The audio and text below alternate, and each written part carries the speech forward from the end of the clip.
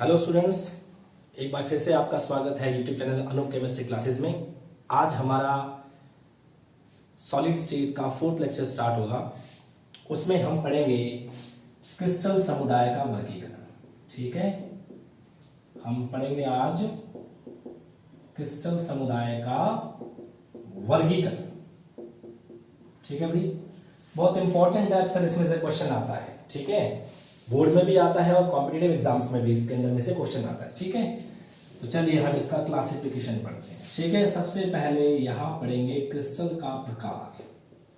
Crystal का प्रकार, type of crystal, type of crystal. ठीक है, यहां पढ़ेंगे अपन अक्षीय लंबाई में संबंध, अक्षीय लंबाई में संबंध। ठीक है, यानी रिलेशन बिटवीन एक्सियल लेंथ। ठीक है, अगला आएगा अक्षीय कोणों में संबंध, अक्षीय कोणों में संबंध, relation between axial angle, relation between axial angle. एकक कोष्ठिका का प्रकार, एकक कोष्ठिका का प्रकार,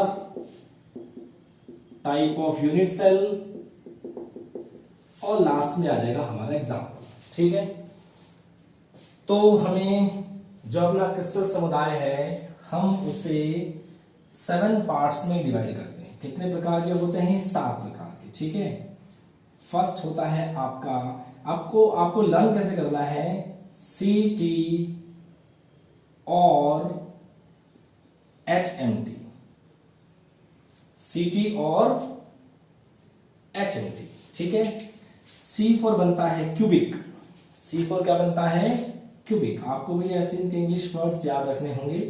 C for cubic, T for tetragonal, T for tetragonal, O for orthorhombic, O for orthorhombic, R for rhombohedral, R for rhombohedral, H for hexagonal, H for hexagonal, M for monoclinic, M for monoclinic, और T for triclinic, T for triclinic हो जाएगा।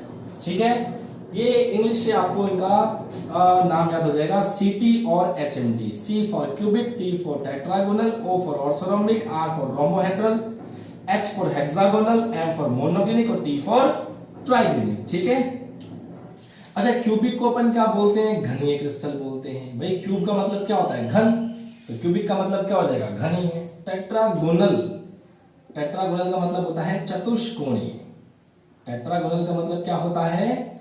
चतुष्कोणीय। लेकिन इसका एक और नाम है जो काफी इंपॉर्टेंट है, उसका नाम है द्विसमलंबाक्ष। इसका एक और नाम क्या है? द्विसमलंबाक्ष। ठीक है, ऑर्थोरोम्बिक को अपन क्या बोलते हैं? विषम लंबाक्ष। ऑर्थोरोम्बिक को अपन क्या बोलते हैं? विषम लंबाक्ष, विषम लंबाक्ष। ठीक है, रोम्बोहेड्रल को अपन क्या बोलते हैं? त्रिसमंताक्ष, त्रिसमंताक्ष। ठीक है, हेक्सागोनल पता ही है आपको, षटकोणीय होता है। हेक्सागोनल क्या होता है आपका? षटकोणीय होता है। मोनोक्लिनिक क्या होता है आपका? एकंताक्ष होता है। और ट्राइक्लिनिक क्या होता है आपका? त्रिंताक्ष होता है। क्या होता है? त्रिंताक्ष। तो इनके इंग्लिश वर्ड से हमें हिंदी के अपने आप लर्न हो जाएंगे। क्यूबिक का मतलब होता है घनीय, टेट्रागोनल होता है आपका चतुष्कोणीय, या इसको अपन क्या बोलते हैं? द्विसमलंबाक्ष भी बोलते हैं। ऑर्थोरोम्बिक क्या होता है आपका? विषम लंबाक्ष। रोम्बोहेड्रल होता है त्रिसमंताक्ष। हेक्सागोनल षटकोणीय, मोनोक्लिनिक एकंताक्ष, ट्राइक्लिनिक त्रिंताक्ष। तो आपको इसी ऑर्डर में इनको लर्न करना है। ठीक है, आपको इसी क्रम में इनको याद रखना है, CT और HMT। अगर आपको ये याद है तो बाकी की हमें अक्षीय लंबाई और अक्षीय कोणों में संबंध अपने को इजीली लर्न हो जाएगा। ठीक है भाई, अक्षीय लंबाई आपको पता है, अक्षीय लंबाई यानी एक्सियल लेंथ 3 होती है, ए बी और सी। तो आपको क्या करना है, आप सब में इसको इक्वल करके लिख दीजिए। A equals to B equals to C, A equals to B equals to C, A equals to B equals to C, A equals to B equals to C, A equals to B equals to C, A equals to B equals to C and A equals to B equals to C। फिर आप सोचेंगे कि अगर equal ही करना है तो फिर याद करने की क्या जरूरत होगी, है कि नहीं? नहीं, अब हमें समझ में आएगा कि भैया इसको लर्न कैसे करना है। ठीक है, बहुत सिंपल सी बात है। जो पहला है, इसमें सभी सेम, इसमें एक नहीं होगा। देखो फर्स्ट वाले में सभी सेम, एक नहीं होगा, दोनों नहीं होंगे। सभी सेम, एक नहीं होगा, दोनों नहीं होंगे, दोनों नहीं होंगे। आई बात समझ में? बहुत सिंपल सी बात है कि क्यूबिक का मतलब घन क्या होता है, जिसकी लंबाई चौड़ाई और ऊंचाई तीनों बराबर हो। तो A equals to B equals to C, अगर A इक्वल्स टू 10 पिकोमीटर है तो B भी 10 पिकोमीटर होगा और C भी 10 पिकोमीटर होगा। आगे बात समझ में? अगला है, इसमें A और B तो इक्वल है but C is not equal to equal है। इसका मतलब ये हुआ कि A और B तो 10 पिकोमीटर हो जाएंगे, लेकिन C आपका या तो 11 पिकोमीटर होगा या 9 पिकोमीटर होगा। कहने का मतलब वो 10 पिकोमीटर के बराबर नहीं होगा। और यहाँ पर अगले वाले में तीनों ही अलग अलग होंगे, तीनों की तीनों जो अक्षय लंबाई है वो अलग अलग होंगी। तो याद करने का बहुत सिंपल तरीका है, सभी सेम, एक नहीं है, दोनों नहीं है, सभी सेम, एक नहीं है, दोनों नहीं है, दोनों नहीं। आगे बात समझ में? बहुत सिंपल सा इसमें एक तरीका है याद करने का। आगे बढ़ते हैं, अक्षय कोणों में संबंध। अब आपको पता है अक्षय कोण कितने होते हैं? 3 होते हैं। कौन कौन से होते हैं? अल्फा, बीटा और गामा। अल्फा, बीटा और गामा। तो अपन क्या करेंगे, यहां से अपन क्या कर देंगे, alpha equals to beta equals to gamma equals to 90। Alpha equals to beta equals to gamma equals to 90। Alpha equals to beta equals to gamma equals to 90। Alpha equals to beta equals to gamma equals to 90। और last वाले में alpha equals to beta equals to gamma equals to 90। ठीक है भाई, मैंने 5 ही लिखे हैं, top के 4 और एक लास्ट वाला। Alpha equals to beta equals to gamma equals to 90। अब इसको लर्न कैसे करना है? बहुत सिंपल है। जो टॉप के 3 है ना वो आपस में तो सेम है और 90 के भी सेम होंगे, लेकिन जो 4th वाला है ना उसमें आपस में तो सेम होंगे बट 90 के सेम नहीं होंगे। ठीक है ना, 4th वाले में आपस में तो सेम है बट 90 के सेम नहीं होंगे और लास्ट वाले में कोई भी सेम नहीं होगा। 5 आपको लर्न हुए। ठीक है, स्टार्टिंग के फर्स्ट, सेकंड और थर्ड 3 जो है उसमें अल्फा, बीटा, गामा तीनों आपस में सेम है और किसके बराबर है? 90 डिग्री के सेम है। ठीक है भाई। 4th वाले में अल्फा, बीटा, गामा आपस में तो सेम है लेकिन किसके इक्वल नहीं है? 90 के इक्वल नहीं। और लास्ट वाले में कोई भी इक्वल नहीं है, सबके एंगल जो होंगे वो सारे अलग अलग होंगे। अल्फा भी अलग होगा, बीटा भी अलग होगा और गामा भी अलग होगा। आगे बात समझ में? चलिए अब आगे बढ़ते हैं अपन। नेक्स्ट आता है हेक्सागोनल षटकोणीय। हेक्सागोनल षटकोणीय। ठीक है भाई, षटकोण शब्द आ रहा है, हेक्सागन आ रहा है, तो आप थोड़ा रिमेंबर कीजिए, थोड़ा कोशिश कीजिए सोचने की। हमने 11th में रासायनिक बंध, केमिकल बॉन्ड चैप्टर पढ़ा है, हमने 11th के अंदर में पी ब्लॉक चैप्टर पढ़ा है। अगर आपको याद आ रहा हो तो षटकोणीय ज्यामिति में, षटकोणीय ज्यामिति में कौन सा अणु होता है अगर आपको याद हो। ठीक है भाई, अगर आपको याद आ रहा हो कि कौन सा एग्जाम्पल है जो षटकोणीय होता है। ठीक है, तो अगर आप थोड़ा गौर करेंगे तो षटकोणीय ज्यामिति में कौन होता है? ग्रेफाइट होता है। याद आया आपको? ग्रेफाइट की ज्यामिति कैसी होती है? षटकोणीय होती है। ठीक है, तो षटकोण से हमें यहाँ पर एग्जाम्पल में ग्रेफाइट भी आ जाएगा। 2 बातें याद हो गई। तीसरी बात, अच्छा हम ग्रेफाइट के बारे में जानते हैं, एक क्वेश्चन आता है कि ग्रेफाइट विद्युत का चालक होता है। आपको सबको पता है ग्रेफाइट विद्युत का चालक क्यों होता है? क्यों होता है वो कंडक्टर इलेक्ट्रिसिटी का? क्योंकि ग्रेफाइट में प्रत्येक कार्बन पड़ोसी 3 कार्बन से जुड़ा हुआ होता है। बच गया क्या? 1 इलेक्ट्रॉन। वो 1 इलेक्ट्रॉन कैसा होता है? फ्री होता है। और वही इलेक्ट्रॉन पूरे के पूरे क्रिस्टल में क्या करता रहता है? गति करता रहता है। और इस गति करने की वजह से भैया ग्रेफाइट जो होता है वो विद्युत का चालक होता है। बात सही है ना? तो अब जरा अपन यहां से गौर करते हैं। हम यहां से संकरण की बात करते हैं। किसकी बात करते हैं? संकरण। संकरण का मतलब हाइब्रिडाइजेशन। संकरण का मतलब क्या होता है? हाइब्रिडाइजेशन होता है। तो अपन संकरण की बात करते हैं तो वो होता है number of sigma bond plus lone pair. ऐसे हम संकरण निकालते हैं। आगे बात समझ में? तो हमने ग्रेफाइट पढ़ा, तो ग्रेफाइट के अंदर में ऐसा होता है प्रत्येक कार्बन की 3 इलेक्ट्रॉन तो 3 बंध बनाते हैं, यानी नंबर ऑफ सिग्मा बॉन्ड कितने हो गए? 3 प्लस क्या इस कार्बन के पास लोन पेयर बचा है क्या? नहीं बचा है, इसका मतलब लोन पेयर 0 है। टोटल कितना हो गया 3। जब भाई इनका योग, जब इनका सम 3 होता है तो संकरण कैसा होता है? sp2 होता है। कौन सा होता है? sp2। अगर योग 2 आता तो sp होता, 3 आता तो sp2 होता, और अगर 4 आता तो sp3 होता। बट यहाँ पे योग कितना आया है? 3। इसका मतलब संकरण कौन सा हो गया आपका? sp2 हो गया। बात सही है ना? अच्छा, अब संकरण अगर sp2 है तो ज्यामिति आपको समझ में आती है भैया? sp2 की ज्यामिति कौन सी थी? याद करो, रासायनिक बंध में हमने पढ़ा है। sp3 संकरण की ज्यामिति चतुष्फलकीय होती है, sp2 की समतल त्रिकोणीय होती है और sp की रेखीय होती है। याद आया? sp3 संकरण में क्या होता है? टेट्राहेड्रल ज्योमेट्री होती है। sp2 में कौन सी होती है? प्लैनर ट्रायंगुलर होती है। और sp में कौन सी होती है? लीनियर होती है। बात सही है? तो हमें षटकोण से क्या याद आया? षटकोण से हमें क्या याद आया? ग्रेफाइट याद आया। ग्रेफाइट से हमें समझ में आया कि ये इलेक्ट्रिसिटी का क्या होता है? कंडक्टर होता है, विद्युत का चालक होता है। क्यों होता है? क्योंकि भैया 3 इलेक्ट्रॉन बंद बनाने के काम आ गए, 1 फ्री बच गया। आगे बात समझ में, इसकी वजह से ये कैसा होता है? कंडक्टर होता है। तो अब हमें संकरण निकालना है, तो संकरण हमारा कैसे निकालते हैं? Number of sigma bond plus lone pair. Carbon ने 3 सिग्मा बंद बना रखे हैं, लेकिन लोन पेयर बचा नहीं इसके पास, तो एक कैसा इलेक्ट्रॉन है? ये अनपेयर्ड, अयुग्मित इलेक्ट्रॉन है, तो लोन पेयर 0 हो गया, टोटल 3 आएगा। 3 का मान क्या हो गया? sp2।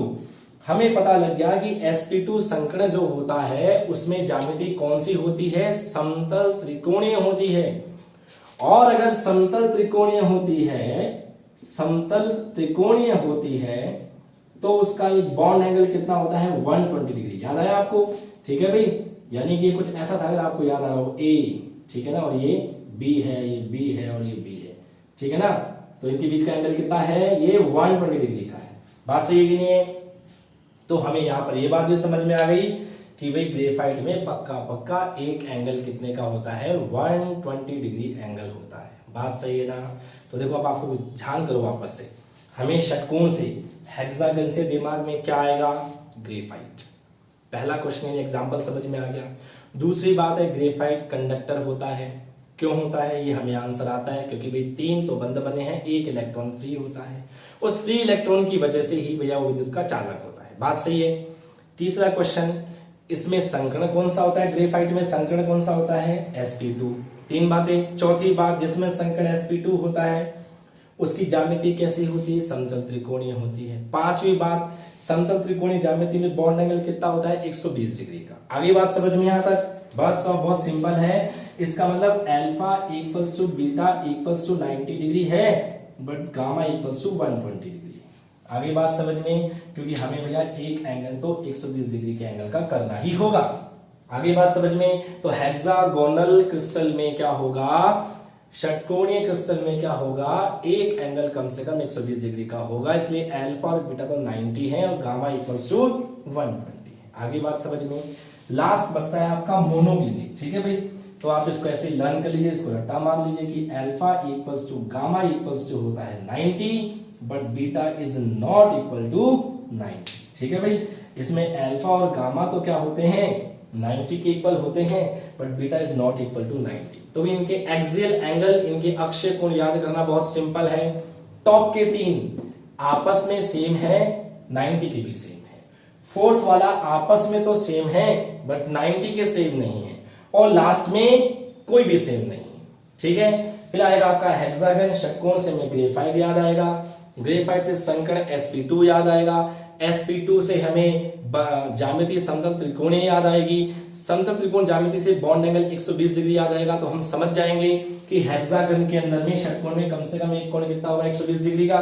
तो हम क्या बोलेंगे? अल्फा बीटा तो 90 है, बट गामा इक्वल्स टू क्या है? 120 है। बचा कौन सा? एकंताक्ष, मोनोक्लिनिक। तो उसमें अल्फा और गामा इक्वल्स टू 90 कर देना, beta is not equal to 90 कर देना। आगे ना बात समझ में? एकदम सिंपल है। ठीक है, चलिए आगे बढ़ते हैं। ठीक है, अब आता है एकक कोष्टिकाओं के प्रकार। अब याद करो, हमने एकक कोष्टिकाएं कौन कौन सी पढ़ी है? पीयूसी है ना, सेकंड बीसीसी, थर्ड एफसीसी और चौथा ईसीसी। हमने ये वाली आपने एकक कोष्टिकाएं पढ़ी हैं। तो देखो अगर आप देखें तो पीयूसी की डेफिनेशन क्या थी कि इस प्रकार की एकक कोष्टिका में अवयवी कण कोनों पर पाए जाते हैं, केवल कोनों पर। बीसीसी में क्या होगा, कोनों पर तो मिलेंगे एक काय केंद्र पर, एफसीसी में कोनों पर तो मिलेंगे फलकों के केंद्र पर, ईसीसी कोनों पे तो मिलेंगे ही, किसी भी दो सम्मुख फलकों के केंद्र पर भी मिलेंगे। इसका मतलब ये हुआ कि ये कोई सा भी क्रिस्टल हो उसमें पी टाइप तो सब में होता है। पीयूसी को मैं क्या लिख सकता हूं, पी, ठीक बात है ना। पीयूसी को मैं क्या लिख सकता हूं, पी लिख सकता हूं। ओके, तो पीयूसी सब में है। उसके बाद कौन सा आता है, बीसीसी। तो बीसीसी टॉप के 3 में आएगा, फर्स्ट वाले में, सेकंड वाले में और थर्ड वाले में। आगे बात समझ में, फर्स्ट वाले में, सेकंड वाले में और थर्ड वाले में, ठीक है भाई। बीसीसी क्या होती है, बॉडी सेंटर्ड सेल, यानी काय केंद्रित एकक कोशिका, ठीक है। आप वैसे भी याद कर सकते हो कि बीसीसी केवल 3 को प्राइज देता है, फर्स्ट रैंक वाले को, सेकंड रैंक वाले को, थर्ड रैंक वाले को। फर्स्ट वाला गोल्ड मेडल लेके जाता है, सेकंड वाला सिल्वर मेडल लेके जाता है, थर्ड वाला ब्रॉन्ज मेडल लेके जाता है।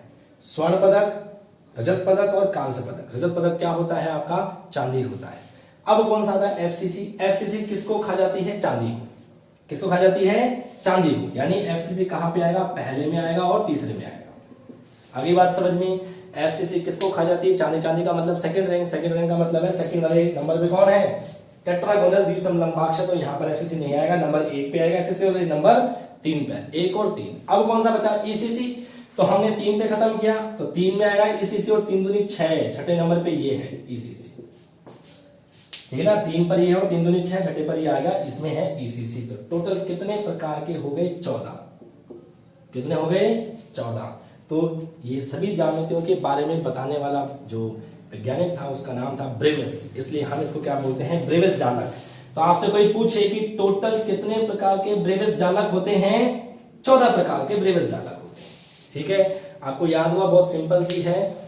पी तो सब में मिलेगी, 1 से लेके 7, यानी जितने भी प्रकार के क्रिस्टल हैं सबके अंदर में क्या पाया जाएगा, पीयूसी तो पाया ही पाया जाएगा। फिर अपन ने क्या पढ़ा, बीसीसी। बीसीसी टॉप के 3 में होगा, फर्स्ट में, सेकंड में, थर्ड में। फिर आएगा एफसीसी, सेकंड को खा जाना, फर्स्ट और थर्ड में होगा। फिर आएगा ईसीसी, थर्ड में है, 3 दूनी 6, छठे वाले में है, ठीक है। टोटल काउंट करोगे 1 2 3 4 5 6 7 8 9 10 11 12 13 14, 14 प्रकार के आपके ब्रेविस जालक हो गए। यहाँ पर देखो एक बहुत अच्छा क्वेश्चन बनता है कि ऐसा कौन सा क्रिस्टल है, ऐसा कौन सा क्रिस्टल है जिसमें सभी प्रकार की एकक कोशिकाएं पाई जाती हैं। ऐसा कौन सा क्रिस्टल है जिसमें सभी प्रकार की यूनिट सेल पाई जाती हैं, और वो कौन सा है आपका, ऑर्थोरोम्बिक यानी कि विषम लंबाक्ष। विषम लंबाक्ष में 4 प्रकार की एकक कोशिकाएं, देखो बाकी किसी में भी नहीं है। देखो आगे ना बात समझ में, ठीक है। और लास्ट में आते हैं इनके एग्जांपल्स। तो एग्जांपल्स तो आपको लर्न करने ही पड़ेंगे, ठीक है। फर्स्ट वाले में जाता है आपका NaCl है, CaCl है। देखो सबके दोनों एग्जांपल्स आपको लर्न होने चाहिए, ठीक है ना। आपको इस टेबल के अंदर में सभी क्रिस्टल्स के कम से कम 2 एग्जांपल्स आपको लर्न होने चाहिए। अब आता है टेट्रागोनल यानी कि चतुष्कोणीय, इसमें क्या होता है, SnO2 TiO2। अब आता है ऑर्थोरोम्बिक विषम लंबाक्ष। तो एक तो हो गया रोम्बिक सल्फर, एक तो क्या हो गया, रोम्बिक सल्फर, और दूसरा कौन सा हो जाएगा आपका, बेरियम सल्फाइड, बेरियम सल्फेट, ठीक है। त्रिसमन्ताक्ष रोम्बोहाइड्रल, इसमें होता है कैल्साइट। कैल्साइट क्या होता है, कैल्शियम कार्बोनेट। और एक होता है जिंक ब्लेंड, जिंक ब्लेंड, इसे अपन बोलेंगे ZnS। हेक्सागोनल षटकोण, षटकोण में एक तो पता ही है आपको ग्रेफाइट है, एक तो क्या है, ग्रेफाइट है। नहीं, जिंक ब्लेंड आपका यहां आएगा, जिंक ब्लेंड यहां है, ZnS। यहां पे आएगा आपका सिनेबार, क्या आएगा आपका, सिनेबार मींस HGS। सिनेबार क्या होता है, HGS, ठीक है। मोनोक्लिनिक में एक तो आता ही आपका मोनोक्लिनिक सल्फर, मोनोक्लिनिक सल्फर, और एक होता है सोडियम सल्फेट Na2SO4.10H2, Na2SO4.10H2, 10 पानी होते हैं इसमें, ठीक है भाई। और लास्ट ट्राइक्लिनिक है, इसमें आता है एक आपका कॉपर सल्फेट .5H2, और एक आता है आपका KMnO4। तो सबके आपको 2 एग्जांपल्स लर्न होने चाहिए, ठीक है ना भाई। तो बहुत सिंपल सी टेबल थी, आपको कैसे लर्न करनी है, CT और HMT, CT और HMT। C से याद रखना है cubic, C for cubic, T for tetragonal, O for orthorhombic, R for rhombohedral, H4 hexagonal, M4 monoclinic, T4 triclinic. बात सही है? ठीक। क्यूबिक को अपन क्या बोलते हैं? घनीय। टेट्रागोनल को अपन चतुष्कोणीय बोलेंगे, इसका एक और नाम होता है द्विसमलंबाक्ष। चतुष्कोणीय की बजाय ज्यादा इंपॉर्टेंट शब्द कौन सा है? द्विसमलंबाक्ष। ऑर्थोरोम्बिक को अपन बोलते हैं विषमलंबाक्ष, रोम्बोहेड्रल को अपन बोलते हैं त्रिसमंताक्ष, हेक्सागोनल होता है षटकोणीय, मोनोक्लिनिक होता है आपका एकंताक्ष और ट्राइक्लिनिक होता है आपका त्रिंताक्ष। ठीक है। फिर अपन अक्षीय लंबाइयों में संबंध की बात करेंगे, रिलेशन बिटवीन एक्सियल लेंथ। हमें पता है सातों के अंदर में क्या कर देना, a equal b equal c, a equal b equal c, a equal b ऐसे ऐसे लिख दोगे। और फिर बहुत सिंपल सी बात है, पहले में सभी सेम, एक नहीं है, एक का मतलब b और c सेम नहीं है, बाकी तीनों सेम नहीं है। फिर सभी सेम, एक नहीं है, दोनों नहीं है, दोनों नहीं है, ऐसे याद हो जाएंगे। फिर अक्षय कोण में कैसे याद होंगे? टॉप के तीन में अल्फा बीटा गामा आपस में तो बराबर हैं और 90 के भी बराबर हैं। चौथे वाले में, यानी चौथा वाला कौन सा आपका? रोम्बोहेड्रल, उसमें अल्फा बीटा गामा तो बराबर है पर 90 के बराबर नहीं है। और आखिरी वाले में कोई भी बराबर नहीं है, यानी कि ट्राइक्लिनिक त्रिंताक्ष के अंदर में कोई सा भी कोण बराबर नहीं है। षटकोण से में याद आएगा ग्रेफाइट, ग्रेफाइट से sp2, sp2 से समतल त्रिकोणीय, समतल त्रिकोणीय से 120 डिग्री, यानी कि भाई एक कोण 120 डिग्री का एंगल होगा तो अल्फा बीटा 90 होगा, तो गामा इक्वल टू कितना होगा? 120। बचा कौन सा? मोनोक्लिनिक यानी एकंताक्ष। इसको आप ध्यान कर लीजिएगा कि इसमें अल्फा गामा तो 90 होते हैं but beta is not equal to 90 होते हैं। ठीक है। फिर अपन पढ़ेंगे टाइप ऑफ यूनिट सेल्स। तो पीयूसी तो सातों में पाई जाती है। ठीक है। सातों प्रकार जो क्रिस्टल हैं उन सातों के अंदर में कौन सी पाई जाएगी? पीयूसी पाई जाएगी। उसके बाद कौन सा आता है? बीसीसी, बीसीसी टॉप के 3 में मिलेगा। एफसीसी बीच वाले को खा जाएगी, फर्स्ट और थर्ड में मिलेगा। बचा ईसीसी, थर्ड पे खत्म किया तो 3 2 6, 3 2 6, तीसरे में छठे में पाया जाएगा। टोटल का इनको काउंट करोगे 14 प्रकार की एक कोष्ठिकाएं बन जाएंगी, इन्हें अपन बोलते हैं ब्रेविस जालक। और लास्ट में है आपके एग्जांपल्स। तो ये आपकी टेबल है, अक्सर बोर्ड में इसमें से क्वेश्चन आता है और आता रहेगा, इवन कॉम्पिटिशन्स में भी इसमें से पूछ लेते हैं। ठीक है भाई। तो ये बहुत सिंपल है, ट्रिक से आपको लर्न हो जाएगी। वैसे अगर आप इसको लर्न करने की कोशिश करेंगे तो आपको लर्न नहीं होगी, लेकिन अब मुझे पता है कि अब आपको अच्छे से लर्न हो जाएगी। ठीक है भाई, आगे बढ़ते हैं।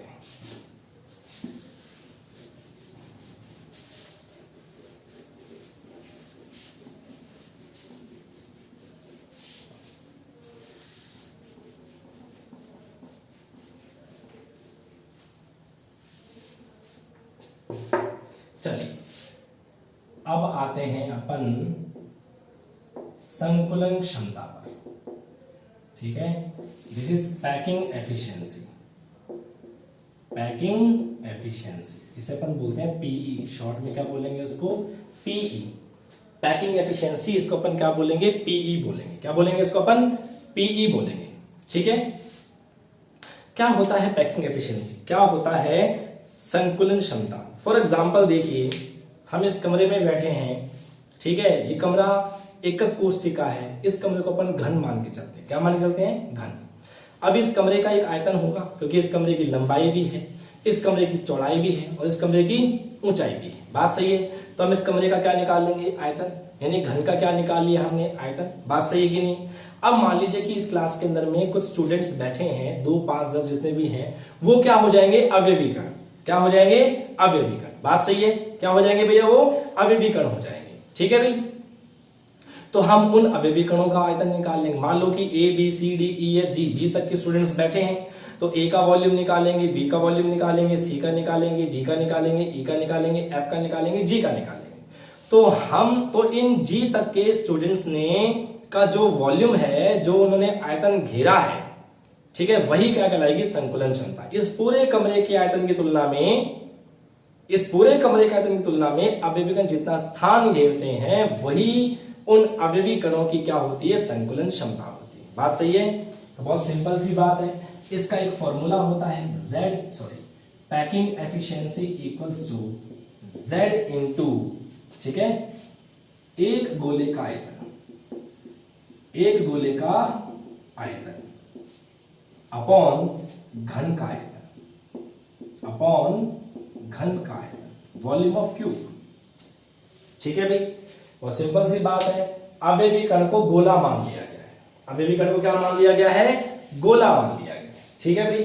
चलिए, यहां पर ये Z हो गया, गोला का आयतन मतलब स्फीयर क्या होता है? 4/3 पाई r क्यूब। ठीक है। और घन क्यूब का क्या होता है ए क्यूब। ठीक है, अगर सिर्फ इतना कहें, इसको मैं 100 से मल्टीप्लाई नहीं करूं तो ये कहलाता है पैकिंग फ्रैक्शन, संकुलन भिन्न कहलाएगा। जैसे मैं इसको 100 से मल्टीप्लाई कर दूंगा दैट इज क्षमता, ये एफिशिएंसी हो जाएगी। तो ये हमारे पास फॉर्मूला निकल जाता है पैकिंग एफिशिएंसी निकालने का, संकुलन क्षमता निकालने का, Z into 4/3 pi r cube upon a cube into 100। यहां पे Z क्या है? Z है प्रति एकक कोष्ठिका, प्रति एकक कोष्ठिका अवयवी कणों की संख्या है, और ये आपको अच्छे से पता है। ठीक है, हमें पता है पीयूसी के लिए होता है 1, बीसीसी और एसीसी के लिए होता है 2 और एफसीसी के लिए कितना होता है 4। ये अपन पहले ही पढ़ चुके हैं, तो बोलिए इसमें कोई दिक्कत? बिल्कुल सिंपल है।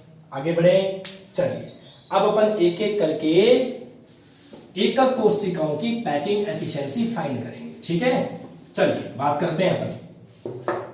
सबसे पहला अपन पढ़ते हैं पीयूसी।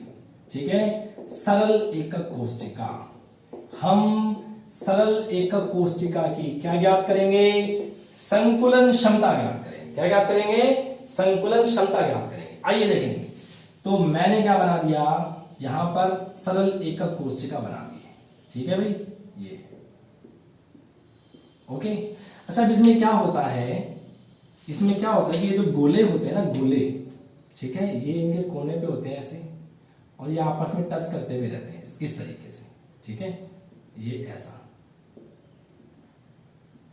आप थोड़ा इमेजिन करिए, आपका जो कमरा है इसमें 4 कोने नीचे हैं, 4 कोने ऊपर हैं, सभी कोनों पर क्या लगा दीजिए फुटबॉल।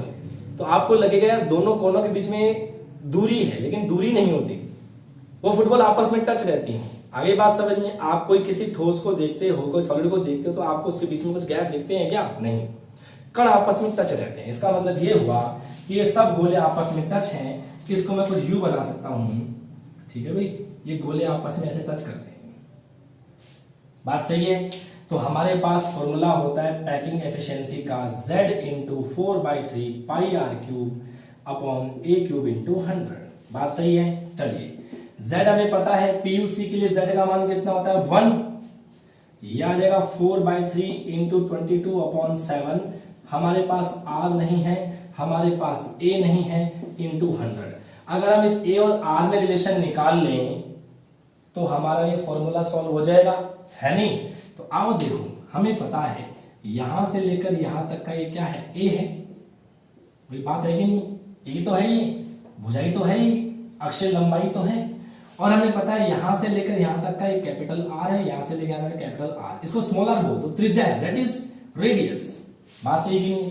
यानी यहां से लेकर यहां तक की जो ये दूरी है वो A है, और यहां से लेकर ये R, यहां से लेकर ये R, it means A equals to क्या हो गया 2R। निकल गया रिलेशन, बस प्रॉब्लम खत्म। 1 into 4/3 into 22 upon 7 into R हमारे पास ये है, और A की जगह पर क्या रखेंगे 2R का क्यूब इंटू 100। सॉल्व करोगे 4 into 22 into R cube into 100 upon में 8R क्यूब इंटू 3 इंटू 7। बात सही है? इसको इससे कैंसिल करेंगे, R क्यूब से R क्यूब कैंसिल, 4 को 2 से, 2 को 11 से, ये आ जाएगा 1100 अपॉन 21, और 1100 में 21 का डिवाइड करोगे आप, इसमें 1100 में 21 का डिवाइड करोगे तो ये आ जाएगा 52.4%। कितना आ जाएगा? 52.4% आ जाएगा। बात सही कि नहीं? तो ये तो हो गया इसकी संकुलन क्षमता। अब परसेंट होता है 100 से 52.4% जो पार्ट है वो तो किन्होंने, गोलों ने यानी कणों ने घेर लिया, बाकी जो बच गया है उसको अपन क्या बोलते हैं? रिक्तिका। इसे अपन बोलते हैं गर्त, इसको अपन बोलते हैं वॉइड। क्या बोलते हैं इसको? वॉइड। रिक्तिका को अपन बोलते हैं वैकेंसी। क्या बोलते हैं इसको? वैकेंसी। इसको अपन बोलते हैं अंतराकाशी स्थल। अंतराकाशी स्थल, इसे अपन बोलेंगे इंटरस्टिशियल स्पेस। Interstitial space. 100 में से इसको माइनस कर दो, वो आपका आ जाएगा 47.6%। यानी पीयूसी में 47.6% जो पार्ट है, जो भाग है, जो वॉल्यूम है वो खाली होता है, और 52.4% भरा हुआ होता है, उसे कण घेर लेते हैं। बोले कोई दिक्कत? पीयूसी एकदम सिंपल है। पीयूसी में क्या क्या होता है, ऐसी एकक कोशिका, ऐसी यूनिट सेल जिसमें जो गोले होते हैं, अवयवी कण होते हैं, कोनों पर होते हैं। तो ये अपने 8 कोने हैं, ये कोनों पे जो गोले रखे होते हैं ये आपस में टच करते हैं। यहाँ से लेके यहाँ तक की जो लंबाई है वो a है, ये रेडियस r, ये भी r, तो a = 2r। फॉर्मूला हमें पता होता है, बस z पीयूसी के लिए हम पहले ही फाइंड कर चुके हैं, एक होता है, पाई भी हमें पता होता है, a और r में अगर अपन रिलेशन निकाल दें तो ये फॉर्मूला सॉल्व हो जाता है। और ये रिलेशन क्या होता है, a = 2r, इससे सॉल्व हो जाएगा। बोले कोई प्रॉब्लम आ गया समझ में पीयूसी? ठीक है, अब हम आगे बढ़ेंगे नेक्स्ट। ठीक है, इसको मैं वापस से मिटा रहा हूं उसको मैं, ठीक है भाई।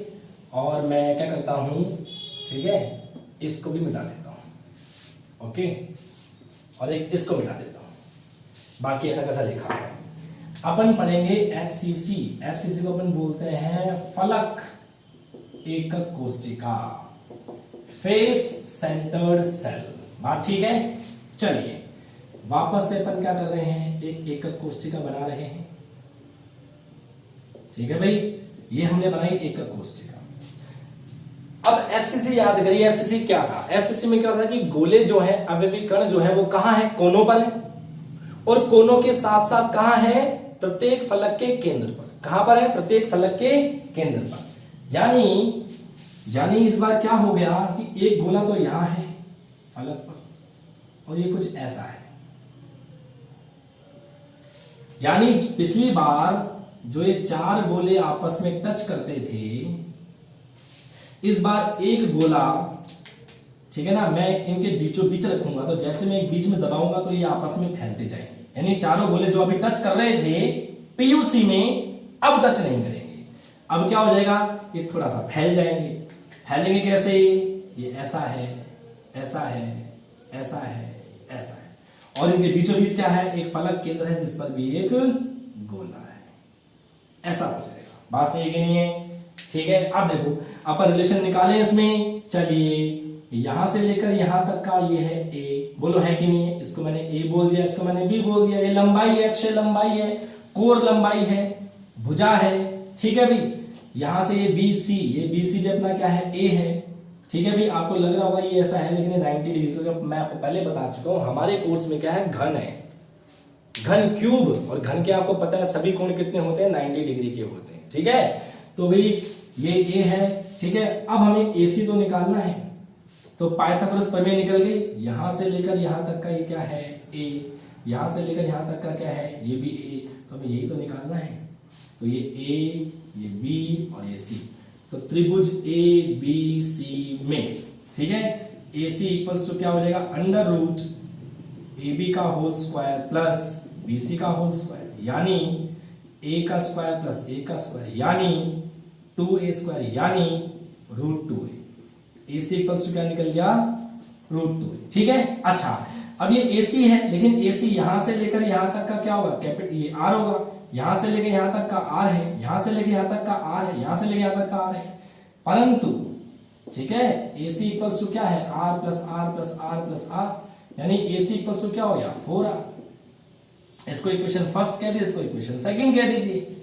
तो इक्वेशन फर्स्ट एवं सेकंड से, ठीक है, तो क्या आ जाएगा, AC का मान √2a और AC का मान 4R, तो क्या हो जाएगा, √2a equals to 4R, a equals to 4R upon √2, a equals to, cancel करोगे तो आ जाएगा 2√2R।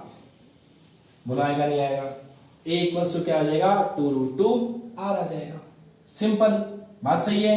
ये वाली वैल्यू यहां रख दो। हमें पता है FCC के लिए Z की वैल्यू कितनी होती है, 4, यह आ जाएगा 4/3, 22/7 इंटू R³ इंटू 100, और a की जगह क्या आ जाएगा, 2√2R का होल क्यूब।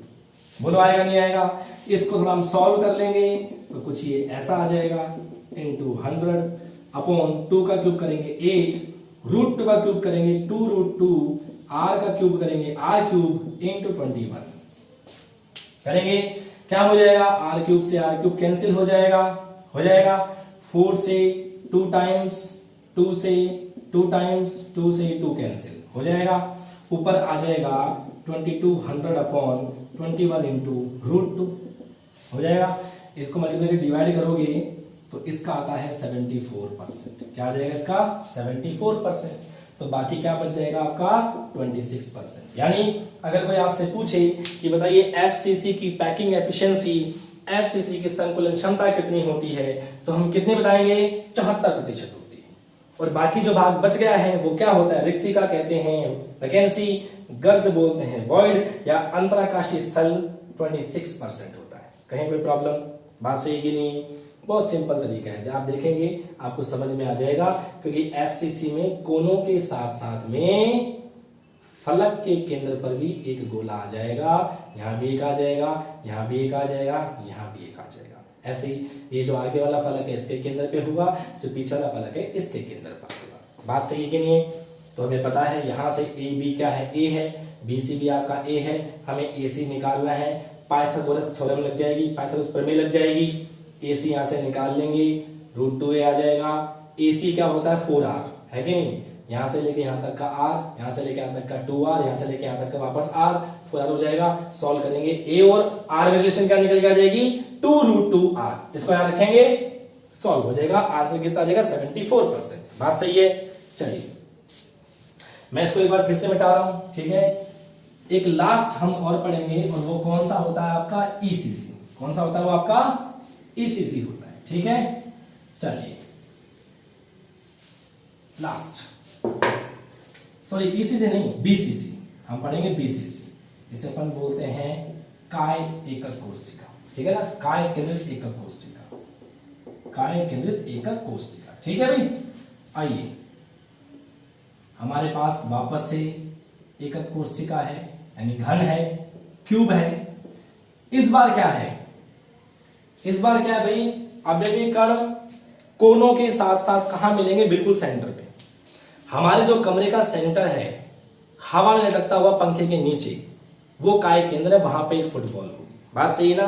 ठीक है भाई। यानी ये कैसा है, ये कुछ ऐसा है, इस सेंटर पर एक बॉल है ऐसे, ठीक है, और ये इस तरीके से मेंशन होगा। ओके, तो आप देखेंगे यहां से लेकर यहां तक का ये हो गया ए बी, यहां से लेकर यहां तक का ये क्या हो गया सी। तो बी सी क्या है, ए, ये बुझाई तो है, एक लंबाई है। ये ए बी क्या है, फलक विकर्ण, ये क्या होगा √2a। अभी अपन ने फाइंड किया है, हमें क्या निकालना है ए सी। बात सही कि नहीं है? तो त्रिभुज ए बी सी में क्या है, ए बी इक्वल्स टू क्या है, फलक विकर्ण, फेज डायगोनल वो कितना होता है √2a। बीसी क्या होता है, एकक लंबाई है, एकक लंबाई है, वो कितनी है a। तो AC निकालना है, तो अंडर रूट क्या आ जाएगा, AB का होल स्क्वायर प्लस BC का होल स्क्वायर। यानी यहां पे क्या आ जाएगा, √2a का स्क्वायर प्लस a का स्क्वायर, यहां क्या आ जाएगा 2a square plus a square, क्या आ जाएगा 3a स्क्वायर। यानी AC इक्वल्स टू क्या हो जाएगा √3a। इक्वेशन नंबर फर्स्ट हो जाएगी। परंतु अब आप देखेंगे कि वो ये जो AC है, यहां से लेके यहां तक का R, यहां से लेके यहां तक का R, यहां से लेके यहां तक का R, यहां से लेके यहां तक का भी R, परंतु AC इक्वल्स टू क्या है 4R। इक्वेशन नंबर सेकंड, तो क्या हो जाएगा √3a इक्वल्स टू 4R। यानी a इक्वल्स टू क्या हो जाएगा 4R अपॉन √3, 4R अपॉन √3। इस वैल्यू यहां रख दो। हमें पता है BCC के लिए z का मान कितना होता है 2, ये हो जाएगा 4/3, 22 upon 7, this is r cube, this one is 100। a आपका क्या है 4r अपॉन √3, इसका हमें करना है क्यूब। बात सही है? सॉल्व करो, 2 into 4 into 22 into r cube into 100 upon 4 का क्यूब, 4 इंटू 4 इंटू 4 कर दूं, r का क्यूब r क्यूब आ जाएगा, 3 इंटू 7। अच्छा √3 का क्यूब करोगे ऊपर आएगा 3√3 आ जाएगा, आएगा नहीं आएगा? इसको हम कैंसिल कर देंगे। आइए r क्यूब से r क्यूब कैंसिल, ठीक है, 4 से 4 कैंसिल, 2 से 2 टाइम्स, 2 से 11 टाइम्स हो जाएगा, और 3 से 3। ऊपर कितना आ जाएगा 1100 इंटू √3, 1100 इंटू √3 अपॉन में 4 इंटू 7 28। ठीक है भाई, मल्टीप्लाई करके डिवाइड करोगे आपका आंसर आएगा 68%।